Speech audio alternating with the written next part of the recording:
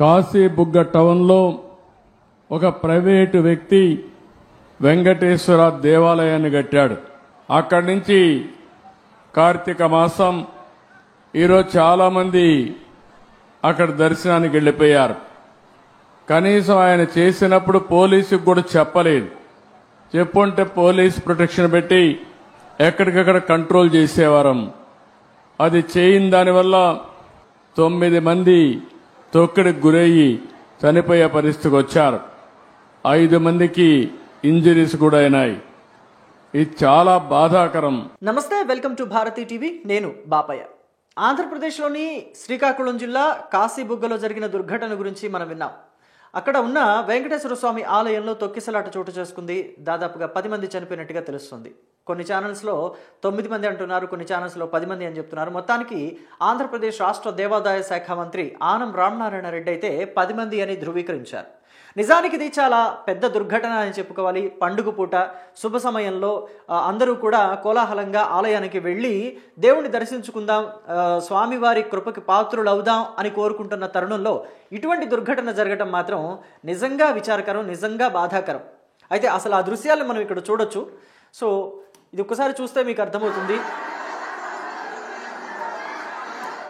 నేను sound of చేశాను, ఆ ఆర్తనాదాల్ని మనం వినలేం కాబట్టి. సో ఊపిరి అందక పడిపోయి ఇబ్బంది పడుతున్న వారికి శ్వాస అందించడం కోసం ఫస్ట్ ఎయిడ్ ట్రీట్మెంట్ అంటే PCR లాంటిది చేస్తున్నారు. సో వాళ్ళందరికీ కూడా శ్వాస అందించి మళ్ళీ వాళ్ళు కోలుకునేలాగా అక్కడ ఉన్న స్థానికులే ఫస్ట్ ఎయిడ్ లాంటి ట్రీట్మెంట్ లాంటిది చేస్తూ ఉన్న దృశ్యాల్ని మనం ఇక్కడ చూస్తున్నాం. సో ఇక్కడ మనం చూడొచ్చు ఆలయానికి సంబంధించి తొక్కిసలాట ఎలా జరిగింది అనేది.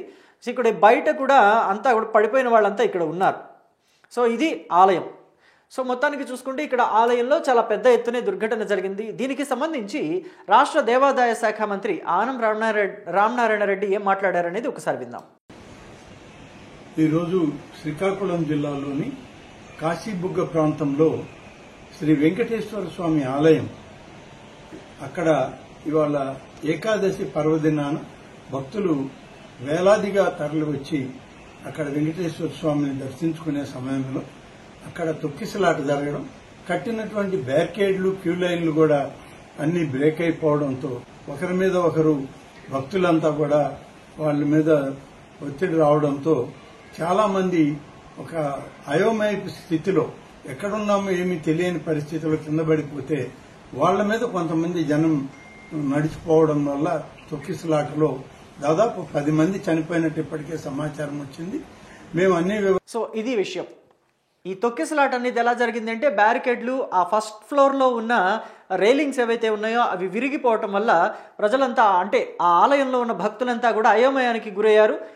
ఒక క్యూ లైన్లో నుంచి మిగతా వాళ్ళంతా బయటకు వచ్చేయటం వల్ల ఆ తొక్కిసలాట అనేది చోటు చేసుకుంది. కాళ్ల కింద పడి నలిగిపోయి సుమారుగా ఒక 15 నుంచి 20 మంది గాయపడ్డారు. వారిలో 10 మంది ఇప్పటివరకు చనిపోయినట్టుగా తెలుస్తుంది. గాయపడిన వారందరినీ కూడా చికిత్స నిమిత్తం ఆసుపత్రికి తరలించారు. ఇప్పటికే రాష్ట్ర వ్యవసాయ శాఖ మంత్రి అచ్చెన్నాయుడు అలాగే స్థానిక శాసనసభ్యురాలు గౌతు శిరీష కూడా అక్కడికి చేరుకుని సహాయక కార్యక్రమాల్లో పాల్పంచుకుంటున్నారు. మరోవైపున వంగలపూడి అనిత రాష్ట్ర హోంశాఖ మంత్రి అక్కడ ఎవరైతే అధికారులు ఉన్నారో దేవాదాయ శాఖ అధికారులు కావచ్చు, లేకపోతే పోలీసు అధికారులు కావచ్చు, వారందరినీ కూడా అక్కడికి పంపించి సహాయక కార్యక్రమాలని ముమ్మరం చేసి ఘటనకు సంబంధించిన పూర్తి వివరాలని తెలుసుకునే ప్రయత్నం కూడా చేస్తున్నారు. వారికి ఎటువంటి సహాయక కార్యక్రమాలు అందించాలి, అక్కడ ఆలయం దగ్గర ఉన్న ప్రజల్ని ఎలా మళ్ళీ సక్రమమైన మార్గంలో వాళ్ళందరినీ దర్శనం చేయించడమా, లేకపోతే అక్కడి నుంచి తీసుకువెళ్ళటమా, మరో మార్గంలో వాళ్ళని బయటకు తీసుకురావటమా అనే కార్యక్రమాల మీద దృష్టి పెట్టారని కూడా మనకు తెలుస్తుంది. సో ఇవన్నీ పక్కన పెడితే వైఎస్ఆర్ కాంగ్రెస్ పార్టీ మాత్రం దీనిని క్యాష్ చేసుకునే ప్రయత్నంలో పడిపోయింది. ఏదైతే ఈ దుర్ఘటన జరిగిందో, ఈ భారీ దుర్ఘటన పెద్ద సంఖ్యలో అంటే ఒక 10 మంది చనిపోవడం అనేది మామూలు విషయం కాదు. ఇంత తొక్కిసలాట జరగడం అనేది కూడా చిన్న విషయం అయితే కాదు. అయితే దీన్ని కూడా క్యాష్ చేసుకునే పనిలో పడింది. సో ఇక్కడ దీన్ని వైఎస్ఆర్ కాంగ్రెస్ పార్టీ ఎంత చక్కగా రాజకీయానికి అనుగుణంగా క్యాష్ చేసుకోవాలనుకుంటుందనేది మనం ఇక్కడ చూద్దాం. కాశీబుగ్గ వెంకటేశ్వర స్వామి ఆలయంలో తొక్కిసలాటలో 9 మంది మృతి చెందారు. పవిత్రమైన ఏకాదశి కావడంతో శ్రీకాకుళంలోని కాశీబుగ్గ వెంకటేశ్వర స్వామి ఆలయానికి భారీగా భక్తులు తరలివచ్చారు. భక్తులు భారీగా వస్తారని తెలిసిన కనీస ఏర్పాట్లు కూడా చేయని కూటమి ప్రభుత్వం, అందుకే తొక్కిసలాట జరిగింది. ఇక్కడ ఈ ఘటన జరగటం నిజంగా విచారకరం. అంత ఇది ప్రభుత్వం అధీనంలో అయితే ఇది ప్రభుత్వం వైఫల్యం అన్నట్టుగా చెప్పుకొచ్చింది. అయితే చిన్న సవరణ ఏంటి, వైఎస్ఆర్ కాంగ్రెస్ పార్టీ వాళ్ళు ముందుగానే ఇలాంటి వాటిల్లో చెక్ చేసుకోవాల్సిన అంశాలు ఏంటి అంటే, అసలు అక్కడ ఏం జరిగింది, ఎందుకు తొక్కిసలాట జరిగింది, అసలు ఆ ఆలయం ఎవరి అధీనంలో ఉంది అనేది. సో ఇక్కడ వాళ్ళు తెలుసుకోవాల్సిన అంశం, వాళ్ళకి తెలియని అంశం ఏంటంటే, ఈ ఆలయం ప్రభుత్వ అధీనంలో లేదు, ఎండోన్మెంట్ కిందకి ఇంకా రాలేదు ఆలయం. ఈ ఆలయం కట్టి కేవలం 4 నెలలు మాత్రమే అవుతోంది.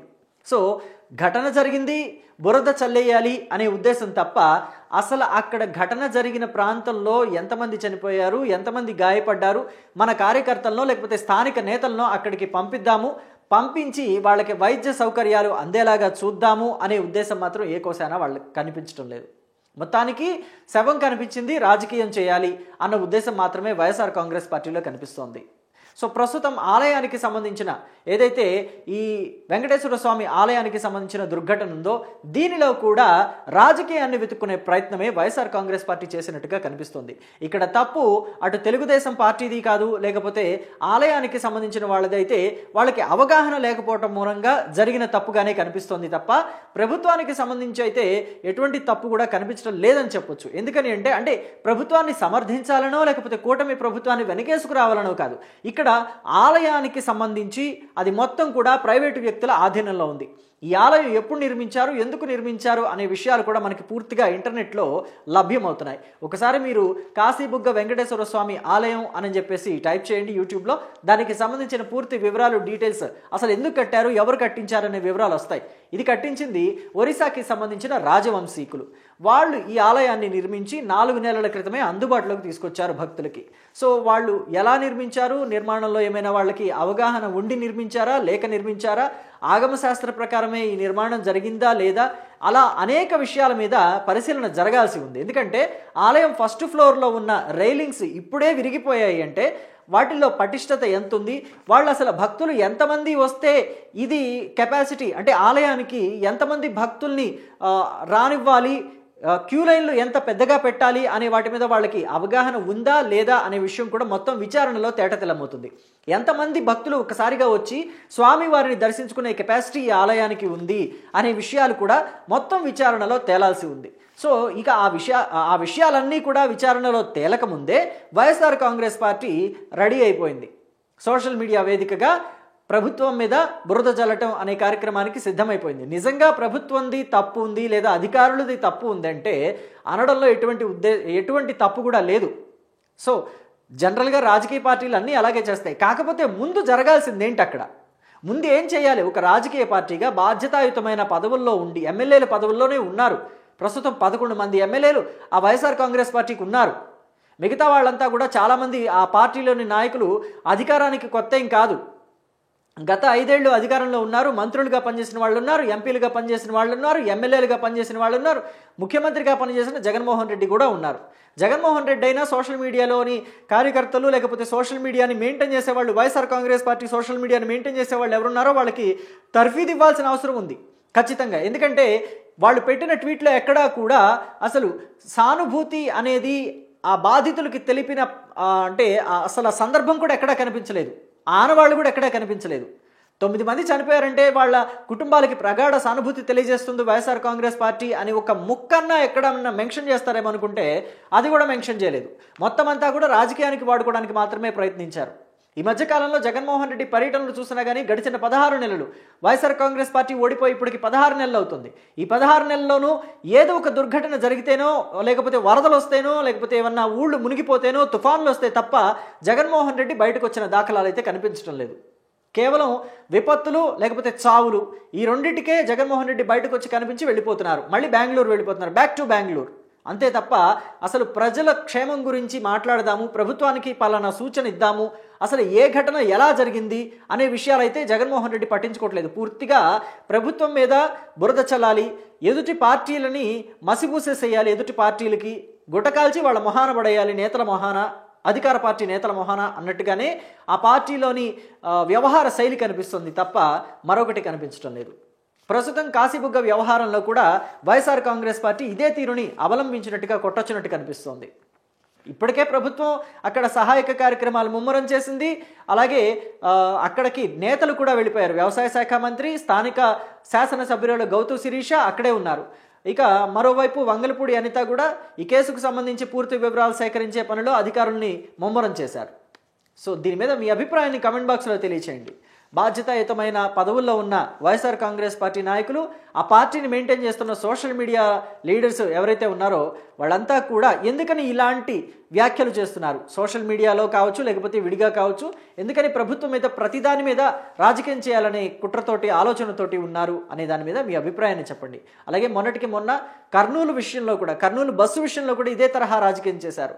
మద్యం తాగటం వల్లే ఆ ఘటన జరిగింది, మద్యం అమ్మింది ప్రభుత్వం అని చెప్పేసి ఆ పార్టీకి సంబంధించిన సీనియర్ మహిళా నేత కూడా ఒకళ్ళు మాట్లాడిన సందర్భాన్ని మనం చూసాం. సో దీని మీద మీ అభిప్రాయాన్ని కమెంట్ బాక్స్లో తెలియచేయండి. ప్రభుత్వాన్ని ఇలా బద్నాం చేయడానికే, రాజకీయాలు చేయడానికే ఉన్నారా, లేకపోతే ప్రభుత్వానికి సూచనలు, ప్రజా సంక్షేమం పట్ల, ప్రజల అభివృద్ధి పట్ల సూచనలు, సలహాలు ఇవ్వడానికి రాజకీయ పార్టీలు ఉన్నాయా అనే దాని మీద మీ అభిప్రాయాన్ని కమెంట్ బాక్స్లో తెలియచేయండి. Thank you.